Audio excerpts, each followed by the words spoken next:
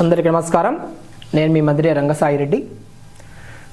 ఆంధ్రప్రదేశ్ ఉప ముఖ్యమంత్రి గారైనటువంటి కొణిదెల పవన్ కళ్యాణ్ గారు ఈరోజు అధికారం వచ్చిన తర్వాత ఎలా ఉన్నారు, అధికారం లేనప్పుడు ఈ 1924 అయితేమి అప్పుడు ఎలా ఉన్నారు అనేది చిన్న పిల్లాన్ని అడిగినా కూడా చెప్పే పరిస్థితి ఈరోజు రాష్ట్రంలో ఉంది.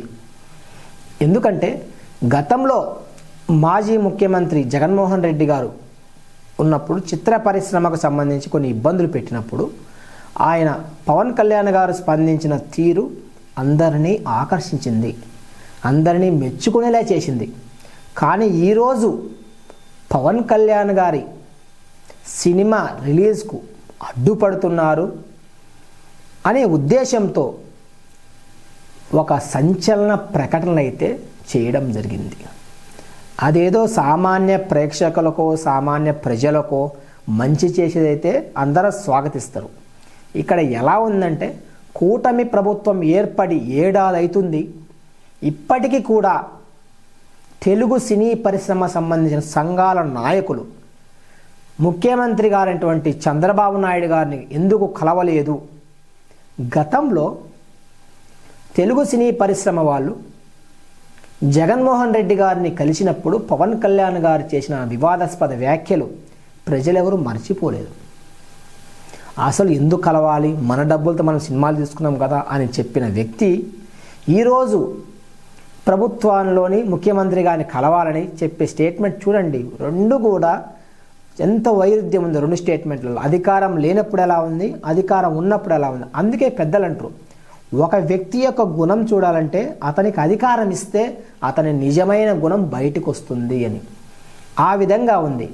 ఇప్పుడు తన సినిమాకు అడ్డొస్తున్నారనే ఉద్దేశంతో ఈ రాష్ట్రంలోని అన్ని థియేటర్ల మీద, మల్టీప్లెక్స్ల మీద, మల్టీ స్క్రీన్ ఉండే థియేటర్ల మీద అక్కడ ఫుడ్ సేఫ్టీ వాళ్ళతో అయితేమి, అలాగే ఈ తూనికలు కొల ఇన్స్పెక్టర్లు అయితేమి, అలాగే రెవెన్యూ వాళ్ళతో పోలీస్ వాళ్ళతో జాయింట్ ఆపరేషన్ చేస్తున్నారు.